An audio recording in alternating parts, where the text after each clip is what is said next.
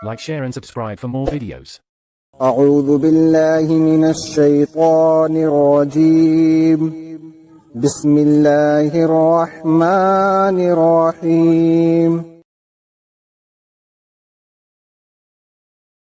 اب ہم تمہیں بتائیں کہ محمد صلی اللہ علیہ وسلم نے کن کن باتوں پر ایمان لانے کی تعلیم دی ہے، وہ کیسی سچی باتیں ہیں اور ان کو ماننے سے انسان کا درجہ کس قدر بلند ہو جاتا ہے۔ اللہ پر ایمان۔ آپ صلی اللہ علیہ وسلم کی سب سے پہلی اور سب سے زیادہ اہم تعلیم یہ ہے، لا الہ الا اللہ، یعنی اللہ کے سوا کوئی الہ نہیں ہے۔ یہ کلمہ اسلام کی بنیاد ہے۔ جو چیز مسلم کو ایک کافر، ایک مشرک اور ایک دہریے سے الگ کرتی ہے وہ یہی ہے۔ اسی کلمے کے اقرار سے انسان اور انسان کے درمیان عظیم الشان فرق ہو جاتا ہے۔ اس کو ماننے والے ایک گروہ بن جاتے ہیں اور نہ ماننے والے دوسرا گروہ۔ اس کے ماننے والوں کے لیے دنیا سے لے کر آخرت تک ترقی، کامیابی اور سرفرازی ہے، اور نہ ماننے والوں کے لیے نامرادی، ذلت اور پستی۔ اتنا بڑا فرق جو انسان اور انسان کے درمیان واقع ہو جاتا ہے، یہ محض لام، الف اور ہا سے بنے ہوئے ایک چھوٹے سے جملے کو زبان سے ادا کر دینے کا نتیجہ نہیں ہے۔ زبان سے اگر تم 10 لاکھ کونین کونین پکارتے رہو اور کھاؤ نہیں تو تمہارا بخار نہ اترے گا۔ اسی طرح زبان سے لا الہ الا اللہ کہہ دیا مگر یہ نہ سمجھے کہ اس کے معنی کیا ہیں، اور یہ الفاظ کہہ کر تم نے کتنی بڑی چیز کا اقرار کیا ہے اور اس اقرار سے تم پر کتنی بڑی ذمہ داری عائد ہو گئی ہے، تو ایسا بے سمجھی کا تلفظ بھی کچھ مفید نہیں۔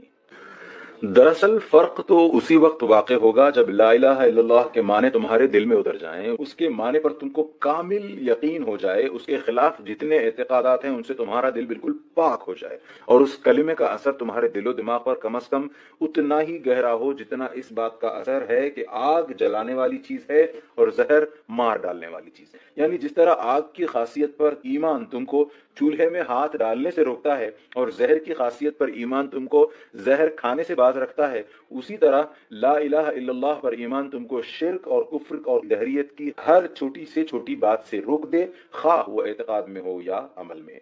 لا الہ الا اللہ کے معنی، سب سے پہلے یہ سمجھو کہ الہ کسے کہتے ہیں۔ عربی زبان میں الہ کے معنی مستحق عبادت کے ہیں، یعنی ایسی ہستی جو اپنی شان اور جلال اور برتری کے لحاظ سے اس قابل ہو کہ اس کی پرستش کی جائے اور بندگی اور عبادت میں اس کے آگے سر جھکا دیا جائے۔ الہ کے معنی میں یہ مفہوم بھی شامل ہے کہ وہ بے انتہا قدرت کا مالک ہو جس کی وسعت کو سمجھنے میں انسان کی عقل حیران رہ جائے۔ الہ کے مفہوم میں یہ بات بھی داخل ہے کہ وہ خود کسی کا محتاج نہ ہو اور سب اپنی زندگی کے معاملات میں اس کے محتاج ہوں اور اس سے مدد مانگنے کے لیے مجبور ہوں۔ الہ کے لفظ میں پوشیدگی کا مفہوم بھی پایا جاتا ہے، یعنی الہ اس کو کہیں گے جس کی طاقتیں پر اسرار ہوں۔ فارسی زبان میں خدا اور ہندی میں دیوتا اور انگریزی میں گاڈ کے معنی بھی اس سے ملتے جلتے ہیں، اور دنیا کی دوسری زبانوں میں بھی اس مطلب کے لیے کچھ مخصوص الفاظ پائے جاتے ہیں۔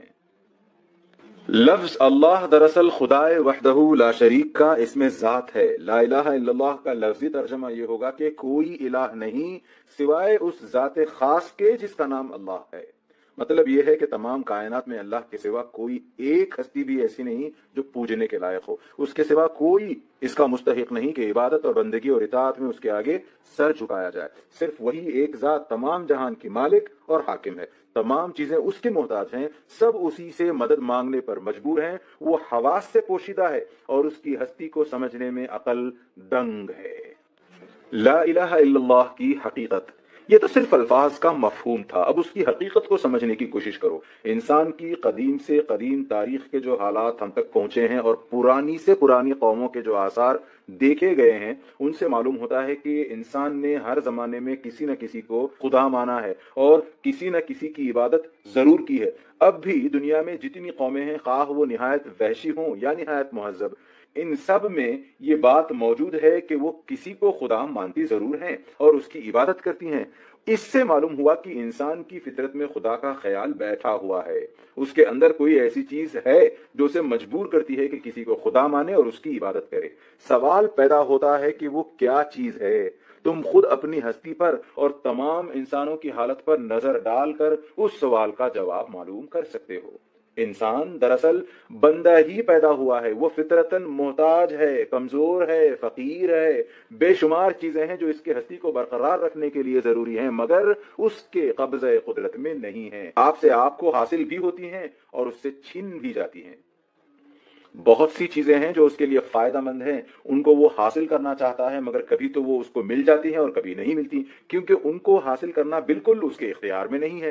بہت سی چیزیں ہیں جو اس کو نقصان پہنچاتی ہیں، اس کی عمر بھر کی محنتوں کو آن کی آن میں برباد کر دیتی ہیں، ان کی آرزوؤں کو خاک میں ملا دیتی ہیں، اس کو بیماری اور ہلاکت میں مبتلا کر دیتی ہیں۔ وہ ان کو دفع کرنا چاہتا ہے، کبھی وہ دفع ہو جاتی ہیں اور کبھی نہیں ہوتی۔ اس سے وہ جان لیتا ہے کہ ان کا آنا اور نہ آنا، دفع ہونا یا نہ ہونا اس کے اختیار سے باہر ہے۔ بہت سی چیزیں ہیں جن کی شان و شوکت اور بزرگی کو دیکھ کر وہ مرعوب ہو جاتا ہے۔ پہاڑوں کو دیکھتا ہے، دریاؤں کو دیکھتا ہے، بڑے بڑے ہولناک جانور دیکھتا ہے، ہواؤں کے طوفان اور پانی کے سیلاب اور زمین کے زلزلے دیکھتا ہے، بادلوں کی گرج اور گھٹاؤں کی سیاہی اور بجلی کی کڑک چمک اور موسلادھار بارش کے مناظر اس کے سامنے آتے ہیں۔ سورج اور چاند اور تارے اس کو گردش کرتے دکھائی دیتے ہیں۔ وہ دیکھتا ہے کہ سب چیزیں کتنی بڑی، کتنی طاقتور، کتنی شاندار ہیں، اور ان کے مقابلے میں وہ خود کتنا ضعیف اور حقیر ہے۔ یہ مختلف نظارے اور خود اپنی مجبوریوں کے مختلف حالات دیکھ کر اس کے دل میں آپ سے آپ اپنی بندگی، محتاجی اور کمزوری کا احساس پیدا ہو جاتا ہے، اور جب یہ احساس پیدا ہوتا ہے تو اس کے ساتھ ہی خود بخود الوہیت یعنی خدائی کا تصور بھی پیدا ہو جاتا ہے۔ وہ ان ہاتھوں کا خیال کرتا ہے جو اتنی بڑی طاقتوں کے مالک ہیں۔ ان کی بزرگی کا احساس اسے مجبور کرتا ہے کہ وہ ان کے آگے اپنی عاجزی پیش کرے۔ ان کی نفع پہنچانے والی قوتوں کا احساس اسے مجبور کرتا ہے کہ وہ ان کے آگے مشکل کشائی کے لیے ہاتھ پھیلائے، اور ان کی نقصان پہنچانے والی طاقتوں کا احساس اسے مجبور کرتا ہے کہ وہ ان سے خوف کھائے اور ان کے غضب سے بچے۔ جہالت کے سب سے نیچے درجے میں انسان یہ سمجھتا ہے کہ جو چیزیں اس کو شان اور طاقت والی نظر آتی ہیں یا کسی طرح نفع یا نقصان پہنچاتی ہوئی محسوس ہوتی ہیں، یہی خدا ہے۔ چنانچہ وہ جانوروں، دریاؤں، پہاڑوں کو پوجتا ہے، زمین کی پرستش کرتا ہے، آگ، بارش، ہوا، چاند اور سورج کی عبادت کرنے لگتا ہے۔ یہ جہالت جب ذرا کم ہوتی ہے اور کچھ علم کی روشنی آتی ہے تو اسے معلوم ہوتا ہے کہ یہ سب چیزیں تو خود اسی کی طرح محتاج اور کمزور ہیں۔ بڑے سے بڑا جانور بھی ایک ادنا مچھر کی طرح مرتا ہے، بڑے بڑے دریا خشک ہو جاتے ہیں اور چڑھتے اترتے رہتے ہیں، پہاڑوں کو خود انسان توڑتا پھوڑتا ہے، زمین کا پھلنا پھولنا خود زمین کے اپنے اختیار میں نہیں، جب پانی اس کا ساتھ نہیں دیتا تو وہ خشک ہو جاتی ہے، پانی بھی بے اختیار ہے، اس کی آمد ہوا کی محتاج ہے، ہوا بھی اپنے اختیار میں نہیں، اس کا مفید یا غیر مفید ہونا دوسرے اسباب کے تحت ہے، چاند، سورج اور تارے بھی کسی قانون کے تابع ہیں، اس قانون کے خلاف وہ کوئی ادنا جنبش بھی نہیں کر سکتے۔ اب اس کا ذہن مخفی اور پراسرار قوتوں کی طرف منتقل ہوتا ہے۔ وہ خیال کرتا ہے کہ ان ظاہری چیزوں کی پشت پر کچھ پوشیدہ قوتیں ہیں جو ان پر حکومت کر رہی ہیں، اور سب کچھ انہی کے اختیار میں ہے۔ یہیں سے خداؤں اور دیوتاؤں کا عقیدہ پیدا ہوتا ہے۔ روشنی، ہوا، پانی، بیماری، تندرستی اور مختلف دوسری چیزوں کے خدا الگ الگ مان لیے جاتے ہیں اور ان کی خیالی تصویریں بنا کر ان کی عبادت کی جاتی ہے۔ اس کے بعد جب اور زیادہ علم کی روشنی آتی ہے تو انسان دیکھتا ہے کہ دنیا کے انتظام میں ایک زبردست قانون اور ایک بڑے ضابطے کی پابندی پائی جاتی ہے۔ ہواؤں کی رفتار، بارش کی آمد، سیاروں کی گردش، فصلوں اور موسموں کے تغیر میں کیسی باقاعدگی ہے، کس طرح بے شمار قوتیں ایک دوسرے کے ساتھ مل کر کام کر رہی ہیں۔ کیسا زبردست قانون ہے کہ جو وقت جس کام کے لیے مقرر کیا گیا ہے، ٹھیک اسی وقت پر کائنات کے تمام اسباب جمع ہو جاتے ہیں اور ایک دوسرے سے اشتراک عمل کرتے ہیں۔ انتظام عالم کی یہ ہم آہنگی دیکھ کر مشرک انسان یہ ماننے پر مجبور ہو جاتا ہے کہ ایک سب سے بڑا خدا بھی ہے جو ان تمام چھوٹے چھوٹے خداؤں پر حکومت کر رہا ہے، ورنہ اگر سب ایک دوسرے سے الگ اور بالکل خود مختار ہوں تو دنیا کا سارا کارخانہ درہم برہم ہو جائے۔ وہ اس بڑے خدا کو اللہ اور پرمیشور اور خدائے گان وغیرہ ناموں سے موسوم کرتا ہے، مگر عبادت میں اس کے چھوٹے خداؤں کو بھی شریک کرتا ہے۔ وہ سمجھتا ہے کہ خدائی بھی دنیاوی بادشاہوں کے نمونے پر ہے۔ جس طرح دنیا میں ایک بادشاہ ہوتا ہے اور اس کے بہت سارے وزیر اور معتمد اور ناظم اور دوسرے با اختیار عہدیدار ہوتے ہیں، اسی طرح کائنات میں بھی ایک بڑا خدا ہے اور بہت سے چھوٹے چھوٹے خدا اس کے ماتحت ہیں۔ جب تک چھوٹے خداؤں کو خوش نہ کیا جائے گا، بڑے خدا تک رسائی نہ ہو سکے گی، اس لیے ان کی عبادت بھی کرو، ان کے آگے بھی ہاتھ پھیلاؤ، ان کی ناراضگی سے بھی ڈرو، ان کو بھی بڑے خدا تک پہنچنے کا ذریعہ بناؤ اور نظروں اور نیازوں سے انہیں خوش رکھو۔ پھر جب علم میں اور ترقی ہوتی ہے تو خداؤں کی تعداد گھٹنے لگتی ہے۔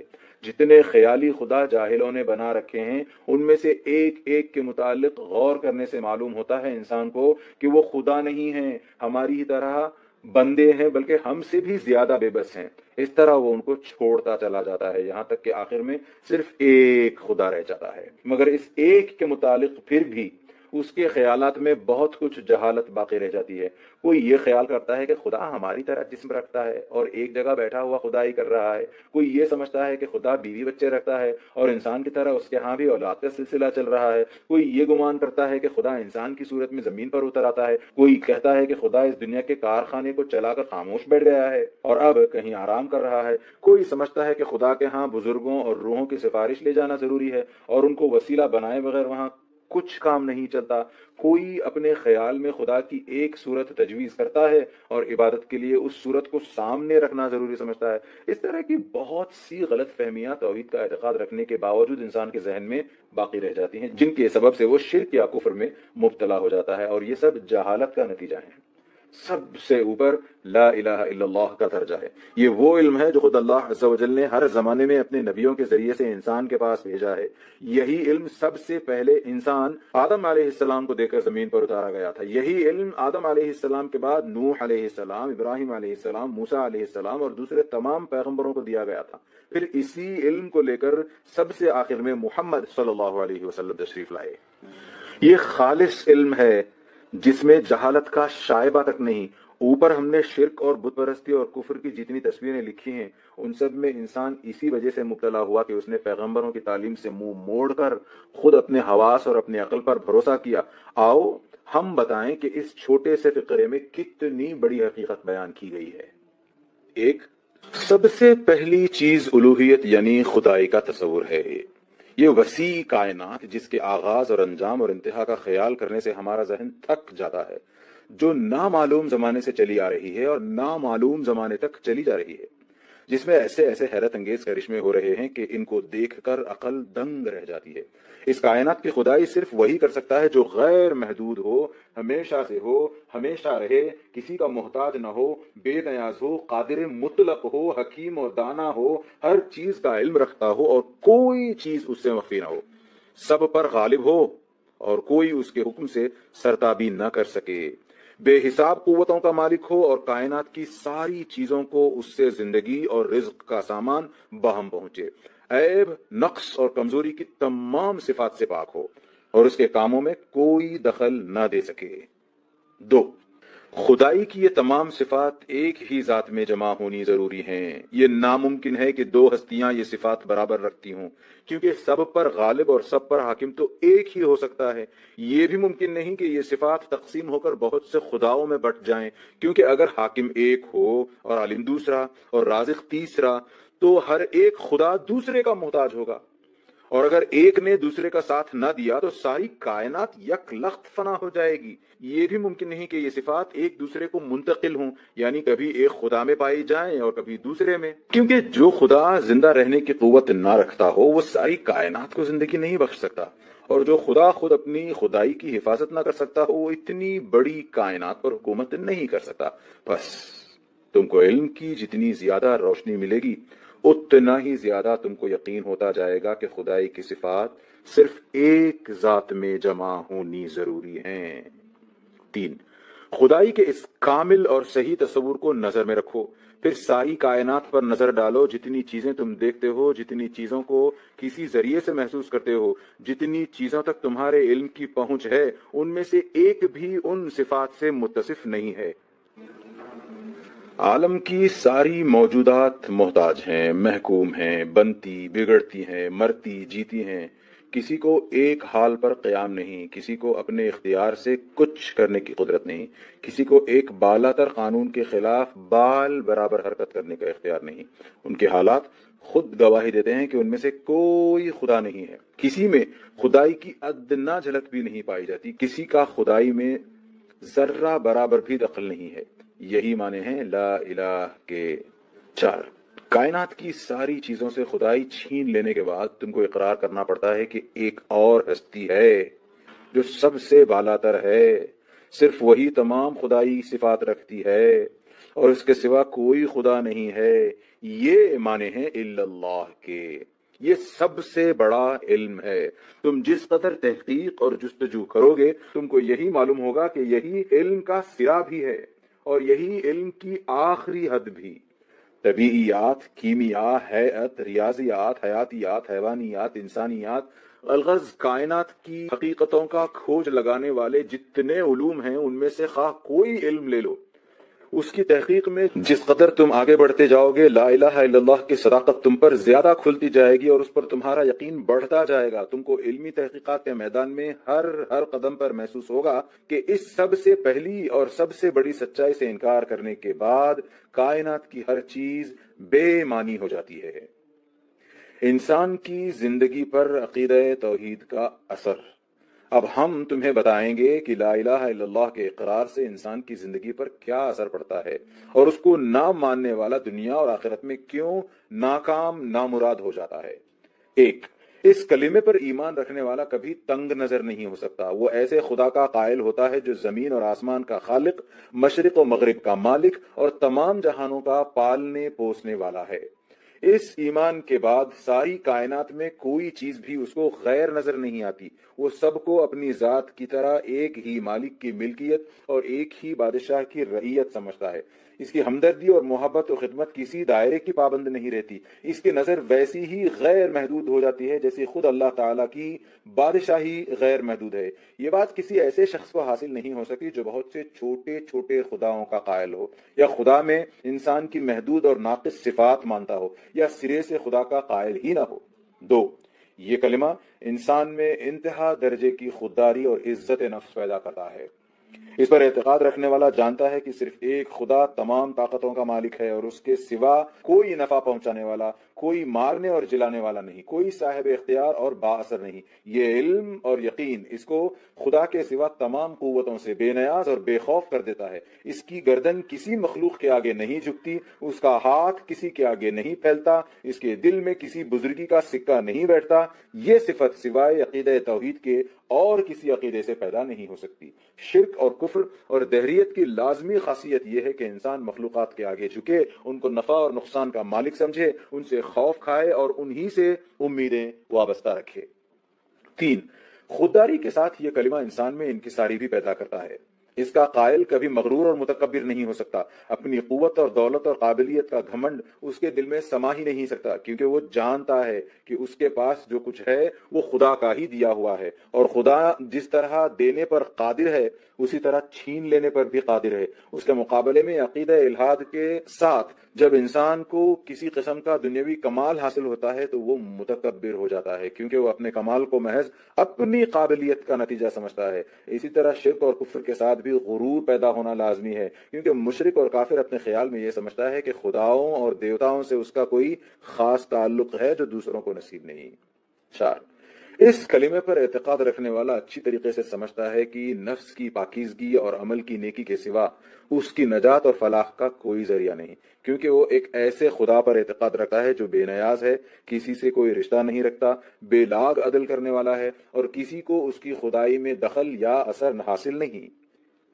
اس کے مقابلے میں مشرکین اور کفار ہمیشہ جھوٹی توقعات پر زندگی بسر کرتے ہیں۔ ان میں سے کوئی سمجھتا ہے کہ خدا کا بیٹا ہمارے لیے کفارہ بن گیا ہے، کوئی خیال کرتا ہے کہ ہم خدا کے چہیتے ہیں اور ہمیں سزا مل ہی نہیں سکتی، کسی کا گمان یہ ہے کہ ہم اپنے بزرگوں سے خدا کے ہاں سفارش کرا لیں گے، کوئی اپنے دیوتاؤں کو نظر و نیاز دے کر سمجھ لیتا ہے کہ اب اسے دنیا میں سب کچھ کرنے کا لائسنس مل گیا ہے۔ اس قسم کے جھوٹے اعتقادات ان لوگوں کو ہمیشہ گناہوں اور بدکاریوں کے چکر میں پھنسائے رکھتے ہیں اور وہ ان کے بھروسے پر نفس کی پاکیزگی اور عمل کی نیکی سے غافل ہو جاتے ہیں۔ رہے دہریے تو وہ سرے سے یہ اعتقاد ہی نہیں رکھتے کہ کوئی بالاتر ہستی ان سے بھلے یا برے کاموں کی باز پرس کرنے والی بھی ہے، اس لیے وہ دنیا میں اپنے آپ کو آزاد سمجھتے ہیں۔ ان کے نفس کی خواہش ان کی خدا ہوتی ہے اور وہ اس کے بندے ہوتے ہیں۔ 5، اس کلمے کا قائل کسی حال میں مایوس اور دل شکستہ نہیں ہوتا۔ وہ ایک ایسے خدا پر ایمان رکھتا ہے جو زمین و آسمان کے سارے خزانوں کا مالک ہے، جس کے فضل و کرم بے حد و حساب ہیں اور جس کی قوتیں بے پایہ ہیں۔ یہ ایمان اس کے دل کو غیر معمولی تسکین بخشتا ہے، اس کو اطمینان سے بھر دیتا ہے اور ہمیشہ امیدوں سے لبریز رکھتا ہے۔ چاہے وہ تمام دنیا کے دروازوں سے ٹھکرا دیا جائے، سارے اسباب کا رشتہ ٹوٹ جائے اور وسائل و ذرائع ایک ایک کر کے اس کا ساتھ چھوڑ دیں، پھر بھی ایک خدا کا سہارا کسی حال میں اس کا ساتھ نہیں چھوڑتا، اور اسی کے بل بوتے وہ نئی امیدوں کے ساتھ کوشش پر کوشش کیے چلا جاتا ہے۔ یہ اطمینان قلب عقیدہ توحید کے سوا کسی اور عقیدے سے حاصل نہیں ہو سکتا۔ مشرکین اور کفار اور دہریے چھوٹے دل کے ہوتے ہیں، ان کا بھروسہ محدود طاقتوں پر ہوتا ہے، اس لیے مشکلات میں بھی بہت جلد مایوسی ان کو گھیر لیتی ہے اور اکثر ایسی حالتوں میں وہ خودکشی تک کر گزرتے ہیں۔ 6، اس کلمے کا اعتقاد انسان میں عزم اور حوصلہ اور صبر و توکل کی زبردست طاقت پیدا کر دیتا ہے۔ وہ جب خدا کی خوشنودی کے لیے دنیا میں بڑے بڑے کام انجام دینے کے لیے اٹھتا ہے تو اس کے دل میں یہ یقین ہوتا ہے کہ میری پشت پر زمین و آسمان کے بادشاہ کی قوت ہے۔ یہ خیال اس میں پہاڑ کی سی مضبوطی پیدا کرتا ہے اور دنیا کی ساری مشکلات اور مصیبتیں اور مخالف طاقتیں مل کر بھی اس کو اپنے عزم سے ہٹا نہیں سکتی۔ 7، یہ کلمہ انسان کو بہادر بنا دیتا ہے۔ دیکھو، آدمی کو بزدل بنانے والی دراصل دو چیزیں ہوتی ہیں، ایک تو جان اور مال اور بال بچوں کی محبت، دوسرے یہ خیال کہ خدا کے سوا کوئی اور مارنے والا ہے، اور یہ کہ آدمی اپنی تدبیر سے موت کو ٹال سکتا ہے۔ لا الہ الا اللہ کا اعتقاد ان دونوں چیزوں کو دل سے نکال دیتا ہے۔ پہلی چیز تو اس لیے نکل جاتی ہے کہ اس کا قائل اپنی جان و مال اور ہر چیز کا مالک خدا ہی کو سمجھتا ہے اور اس کی خوشنودی کے لیے سب کچھ قربان کرنے پر تیار ہو جاتا ہے۔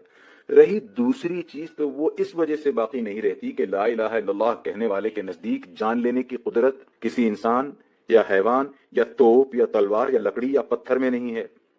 اس کا اختیار صرف خدا کو ہے، اور اس نے موت کا جو وقت مقرر کر دیا ہے اس سے پہلے دنیا کی تمام قوتیں مل کر بھی چاہیں تو کسی کی جان نہیں لے سکتی۔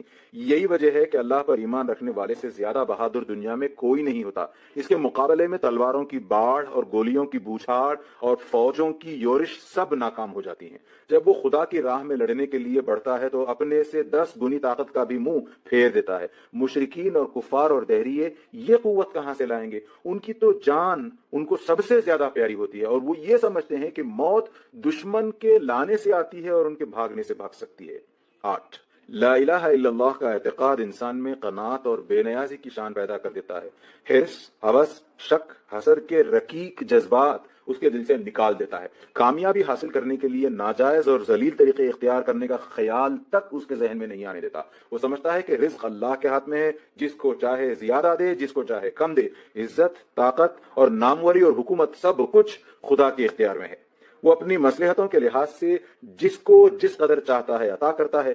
ہمارا کام صرف اپنی حد تک جائز کوشش کرنا ہے۔ کامیابی اور ناکامی خدا فضل پر موقوف ہے۔ وہ اگر دینا چاہے تو دنیا کی کوئی طاقت، کوئی قوت اسے روک نہیں سکتی، اور اگر وہ نہ دینا چاہے تو کوئی طاقت دلوا نہیں سکتی۔ اس کے مقابلے میں مشرکین اور کفار اور دہری اپنی کامیابی اور ناکامی کو اپنی کوشش اور دنیاوی طاقتوں کی مدد یا مخالفت پر موقوف سمجھتے ہیں، اس لیے ان میں حرص اور ہوس مسلط رہتی ہے۔ کامیابی حاصل کرنے کے لیے رشوت، خوشامد، سازش اور ہر قسم کے بدترین ذرائع اختیار کرنے میں انہیں باک نہیں ہوتا۔ دوسروں کی کامیابی پر رشک و حسد میں جلے مرتے ہیں اور ان کو نیچا دکھانے کی کوئی بری سے بری تدبیر بھی نہیں چھوڑتے۔ 9، سب سے بڑی چیز یہ ہے کہ لا الہ الا اللہ کا اعتقاد انسان کو خدا کے قانون کا پابند بناتا ہے۔ اس کلمے پر ایمان لانے والا یقین رکھتا ہے کہ خدا ہر چھپی اور کھلی چیز سے باخبر ہے، ہماری شہرت سے بھی زیادہ قریب ہے۔ اگر ہم رات کے اندھیرے میں اور تنہائی کے گوشے میں بھی کوئی گناہ کریں تو خدا کو اس کا علم ہے، اور ہمارے دل کی گہرائی میں بھی کوئی برا ارادہ پیدا ہو خدا کو پہلے سے وہ پتا ہوتا ہے۔ ہم سب سے چھپا سکتے ہیں مگر خدا سے نہیں چھپا سکتے، سب سے بھاگ سکتے ہیں مگر خدا کی سلطنت سے نہیں نکل سکتے، سب سے بچ سکتے ہیں مگر خدا کی پکڑ سے بچنا غیر ممکن ہے۔ یہ یقین جتنا مضبوط ہوگا اتنا ہی زیادہ انسان اپنے خدا کے احکام کا مطیع ہوگا۔ جس چیز کو خدا نے حرام قرار دیا ہے وہ اس کے پاس کبھی نہ پھٹکے گا، اور جس چیز کا اس نے حکم دیا ہے وہ اس کو تنہائی اور تاریکی میں بھی بچا لائے گا، کیونکہ اس کے ساتھ ایک ایسی پولیس لگی ہوئی ہے جو کسی حال میں اس کا پیچھا نہیں چھوڑتی، اور اس کو ایسی عدالت کا کھٹکا لگا رہتا ہے جس کے وارنٹ سے وہ کہیں بھاگ ہی نہیں سکتا۔ یہی وجہ ہے کہ مسلم ہونے کے لیے سب سے پہلی اور ضروری شرط لا الہ الا اللہ پر ایمان لانا ہے۔ مسلم کے معنی جیسا کہ تم کو ابتدا میں بتایا جا چکا ہے، خدا کے فرما بردار بندے کے ہیں، اور خدا کا فرما بردار ہونا ممکن ہی نہیں جب تک کہ انسان اس بات پر یقین نہ لائے کہ اللہ کے سوا کوئی الہ نہیں ہے۔ محمد صلی اللہ علیہ وسلم کی تعلیم میں یہ ایمان باللہ سب سے اہم اور بنیادی چیز ہے۔ یہ اسلام کا مرکز ہے، اس کی جڑ ہے، اس کی قوت کا منبع ہے۔ اس کے سوا اسلام کے جتنے اعتقادات اور احکام اور قوانین ہیں سب اسی بنیاد پر قائم ہیں، اور ان سب کو اسی مرکز سے قوت پہنچتی ہے۔ اس کو ہٹا دینے کے بعد اسلام کوئی چیز نہیں رہتا۔ Like, share and subscribe for more videos.